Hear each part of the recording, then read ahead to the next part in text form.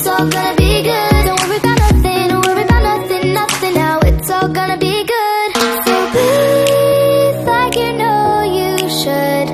Yeah, breathe till you've understood.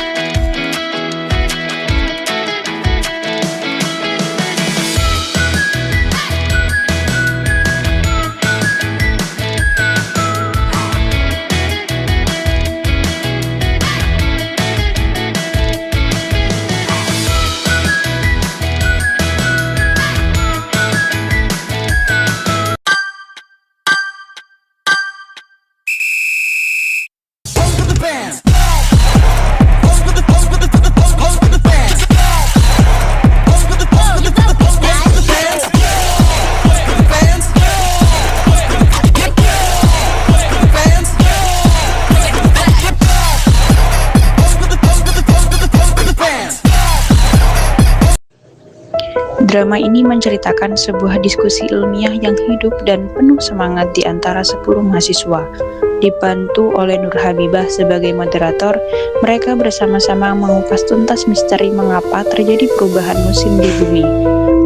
Dengan menggunakan globe dan senter sebagai alat peraga, diskusi berkembang dari pertanyaan sederhana hingga pemahaman yang mendalam tentang hubungan antara revolusi bumi, kemiringan sumbu bumi, dan perubahan musim. Termasuk mengapa Indonesia hanya mengenal 2 musim, serta kearifan lokal Lampung, tradisi ngumbai Sabah. Assalamualaikum warahmatullahi wabarakatuh. Waalaikumsalam warahmatullahi wabarakatuh. Baik, teman-teman, diskusi ilmiah kelompok 3 kita mulai.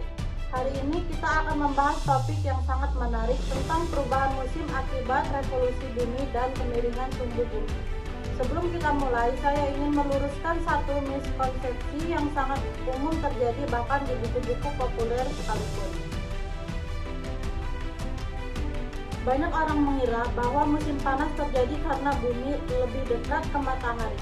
Itu salah besar, penyebab utamanya bukan jarak, melainkan kemiringan sumbu bumi dan gerak revolusi. Tunggu Bibah, aku mau tanya dulu. Kalau bukan karena jarak, lalu apa penyebab utamanya? Bukankah logis, kalau lebih dekat ke matahari pasti lebih panas? Pertanyaan bagus, Dodi. Justru disitulah letak miskonsepsinya. Jihan, kamu yang paling paham soal ini. Bisakah kamu demonstrasikan? Baik, di sini saya akan menjelaskan tentang demonstrasi diskusi kita kali ini, ya, dimana ini adalah globe atau bumi yang kita praktekkan pada hari ini, dan dimana bumi kan awalnya tidak seperti ini. Kita ingin mengetahui cara kemiringan, ingin mengetahui kemiringan bumi itu, kita akan kemiringan seperti ini dengan 23 derajat. Inilah sumbu kemiringan bumi. Ini saya akan menjelaskan tentang bumi di bulan Juni yang dimana dengan kemiringan 23,5 derajat. Di sini kemiringan bumi seperti ini dengan 23,5 derajat pada bulan Juni, yaitu matahari lebih condong ke arah utara. Nih, ke arah utara dia terkena sinar matahari, jadi dia terkena musim panas. Sedangkan di belahan sebelah selatan dia tidak terkena matahari, maka dia terjadi musim dingin. Aku lihat di belahan utara menerima penyinaran lebih banyak dan lebih langsung. Sinarnya itu lebih tegak. Berarti di bulan Juni belahan bumi utara mengalami musim panas karena matahari bersinar lebih langsung dan lebih lama. Oke, saya mulai paham. Tapi apakah semua negara di belahan bumi utara mengalami musim panas yang sama intensitasnya? Pertanyaan sangat bagus, Doni. Jadi tidak pasti sama. Secara umum tapi intensitasnya itu berbeda, yang dimana sesuai dengan lintang masing-masing wilayah. Saya ingin bertanya, belahan bumi utara memiliki lintang 30 derajat, 60 derajat, bahkan hingga 90 derajat. Jadi intensitas panas tidak sama di setiap bintang itu. Baik, teman-teman semua, di sini saya akan menjelaskan tentang lintang rendah dan lintang tinggi, yang dimana lintang rendah itu 0, derajat sampai 30 derajat, serta lintang tinggi 90 derajat sampai 90 derajat. Di sini saya akan menjelaskan. Kita akan membentuk ini, kita akan bagi. Di sini 90 derajat. Di sini ada 60 derajat, di sini ada 30 derajat, dan di sini titik khatulistiwanya 0 derajat. Terus itu di bawahnya juga persis seperti yang di atasnya, seperti 60 derajat, 90 derajat, dan 30 derajat. Yang dimana di bagian atas ini biasanya dia beriklimnya beriklim dingin, seperti kutub-kutub itu. Sedangkan yang di sini di 60 derajat itu dia iklimnya sedang. Sedangkan yang di 30 derajat itu iklimnya tropis dan subtropis. Dan yang di khatulistiwa ini seperti Indonesia, dia memiliki iklim yang sangat tropis. Baik, juga saya akan menjelaskan bahwa di lintang rendah hingga lintang rendah 0 derajat sampai 30 derajat itu matahari lebih tegak lurus. Jadi mataharinya itu lebih bercondong ke 0 derajat sampai 30 derajat. Yang artinya energinya itu lebih terkonsentrasi pada satu titik kecil. Di sini ya, terasa lebih panas. Jadi yang berada di 0 derajat sampai 30 derajat ini dia memiliki intensitas cahaya itu lebih banyak serta mengalami yang rasa panas. Sebaliknya di 60 derajat sampai 30 derajat di sini itu matahari datang tapi tidak banyak, dia hanya sebagian saja. Mataharinya itu terkena bumi itu hanya sebagian saja, seperti daerahnya kutub. Jadi energinya itu menyebar ke wilayah yang lebih luas dan harus melewati lapisan atmosfer yang lebih tebal. Akibatnya panas yang diterima lebih sedikit di bagian sini, dia bakal menerima panas itu lebih sedikit. Dia akan mengalami yang namanya musim dingin. Dan semakin mendekati 90 derajat atau kutub, suhunya semakin rendah. Baik, cukup sekian penjelasan dari saya tentang lintang ini. Apakah ada yang ingin bertanya atau sudah paham? Baik, terima kasih. Jadi seperti menyinari dengan senter yang lurus versus menyinari dengan sudut miring. Yang miring itu cahayanya melebar dan tidak terang. Baik, analogi yang sempurna, pintar. Kita menjelaskan tentang berbagai macam lintang rendah dan lintang tinggi. Di sini saya akan menjelaskan berbagai macam musim. Nih ada 4 musim. Yang pertama yaitu di sini saya akan menjelaskan musim panas. Musim panas itu ada di tanggal 22 Juni sampai 22 September dengan ciri-ciri seperti hari paling panjang dalam setahun, suhu sangat tinggi dan terik, habis itu banyak aktivitas outdoor, tanaman tumbuh subur. Yang kedua yaitu ada musim semi. Musim semi itu pada tanggal 22 Maret sampai 22 Juni seperti bunga bermekaran, suhu mulai hangat dan nyaman, hujan sering turun, hewan-hewan tuh sering keluar karena dia butuh hibernasi. Yang ketiga yaitu tentang musim gugur. Musim gugur itu terdapat pada tanggal 22 September sampai 22 Desember. Ciri-cirinya seperti daun-daun berguguran, suhu mulai turun dan sejuk, angin semakin kencang. Habis itu ada warna daun yang merah dan kekuningan. Yang terakhir yaitu musim dingin, musim yang sangat disenangi banyak orang. Yaitu pada tanggal 22 Desember sampai 22 Maret. Ciri-cirinya seperti salju turun lebat, hari paling pendek dalam setahun, suhu sangat rendah, dan banyak hewan yang berhibernasi.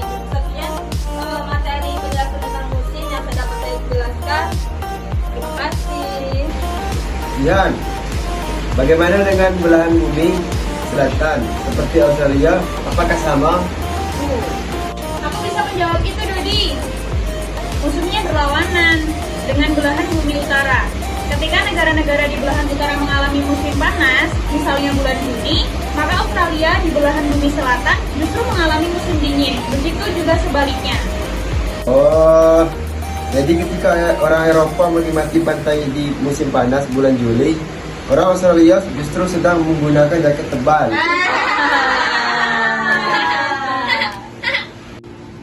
Maaf, saya mau bertanya. Sesuatu yang masih mengganjal kalau musim panas dan musim dingin terjadi saat matahari lebih condong ke salah satu belahan bumi. Lalu kapan dan bagaimana musim semi dan gugur bisa terjadi? Baik, pertanyaan cukup kritis pada diskusi pada hari ini yang dimana tentang peristiwa yang disebut dengan equinox. Musim semi terjadi ketika matahari tampak bergerak dari belahan bumi selatan menuju utara dan melintasi khatulistiwa. Peristiwa inilah yang disebut equinox Maret. Pada posisi ini, belahan bumi utara mulai menerima penyinaran lebih banyak dibandingkan sebelumnya. Suhu berangsur-angsur naik dari dingin menuju hangat. Itulah masa peralihan musim dari dingin ke panas. Sebaliknya, musim gugur terjadi ketika matahari kembali bergerak dari belahan bumi utara menuju selatan, melewati khatulistiwa. Equinox September. Belahan bumi utara mulai menerima penyinaran lebih sedikit. Suhu berangsur-angsur turun dari panas menuju dingin. Inilah masa peralihan dari panas ke dingin. Jadinya equinox itu seperti titik keseimbangan ketika matahari tepat di atas khatulistiwa dan panjang siang dan malam hampir sama di seluruh bumi. Luar biasa, Aul, definisi equinox yang sangat tepat. Izinkan saya menyimpulkan yang sudah kita diskusikan pada siang hari ini. Negara-negara di lintang sedang hingga lintang tinggi sekitar 30 derajat ke atas di belahan utara maupun selatan mengalami 4 musim nih karena variasi sudut datang cahaya matahari yang sangat terasa panjang tahunnya. Sebaliknya, wilayah tropis seperti Indonesia hanya memiliki 2 musim, yaitu musim hujan dan musim kemarau. Jujur saja, saya tadi mengira semua negara di dunia mengalami musim yang sama. Hajar Aulia, kita yang tinggal di Indonesia memang tidak merasakan 4 musim sekaligus. Tapi itu justru karena Indonesia itu berada di lintang yang rendah atau dekat dengan khatulistiwa. Sudut penyinarannya itu relatif stabil sepanjang tahun sehingga tidak ada perubahan ekstrim seperti di lintang-lintang yang tinggi. Perubahan musim di Indonesia lebih banyak dipengaruhi oleh angin muson. Ketika benua Asia menerima lebih banyak panasnya, sekitar bulan Juni hingga September, tekanan udara di Asia menjadi lebih rendah. Saya sudah cari datanya. Angin bertiup dari Australia menuju Asia, melewati Indonesia dan membawa banyak uap air. Ini menjadikan musim hujan yang dikenal sebagai musim barat. Sebaliknya, jika Australia lebih panas, angin bertiup dari Asia menuju Australia lebih kering. Dan itulah yang menyebabkan musim kemarau atau muson timur. Wow, menarik sekali. Lalu bagaimana dengan Lampung secara khusus? Mengapa curah hujannya tergolong tinggi? Kami sudah telusuri ini. Lampung berada di wilayah tropis dekat khatulistiwa dan dipengaruhi oleh angin muson barat yang membawa banyak uap air dari Samudra Hindia. Selain itu, kondisi topografi Lampung yang terdiri atas perbukitan dan pegunungan memicu terjadinya hujan. Orografis yaitu ketika udara lembab naik ke daerah yang lebih tinggi, mengalami pendinginan, kemudian mengembun dan turun sebagai hujan. Kedekatan wilayah Lampung dengan perairan laut juga meningkatkan kelembapan udara. Izin menambahkan, karena curah hujan yang tinggi itulah masyarakat Lampung mengembangkan tradisi yang sangat indah, yaitu tradisi ngumbai Sabah. Sebagai bentuk rasa syukur dan doa kepada Tuhan terkait musim dan hasil pertanian. Sebagai penutup diskusi yang luar biasa ini, izinkan saya menyampaikan kesimpulan dari pendapat-pendapat diskusi pada siang hari ini. Baik, poin yang pertama ada perubahan musim terjadi karena revolusi bumi mengelilingi matahari dan kemiringan sumbu bumi sebesar 23,5 derajat.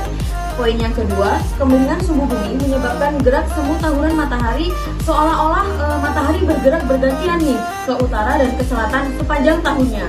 Yang ketiga, perbedaan sudut datang cahaya matahari pada berbagai lintang menyebabkan perbedaan intensitas penyinaran dan pergantian musim. Poin yang keempat, wilayah subtropis atau biasa disebut dengan lintang 30 derajat sampai dengan 60 derajat mengalami 4 musim. Yang pertama ada musim semi, musim panas, musim gugur, dan musim dingin. Poin yang kelima, wilayah tropis seperti Indonesia hanya mengalami 2 musim, musim hujan dan musim kemarau, yang lebih banyak dipengaruhi oleh angin muson. Baik, terima kasih kepada seluruh anggota diskusi hari ini, luar biasa. Kita telah membuktikan bahwa ilmu pengetahuan itu indah ketika kita mau bertanya, mengamati, dan berdiskusi bersama. Saya akhiri, wassalamualaikum warahmatullahi wabarakatuh.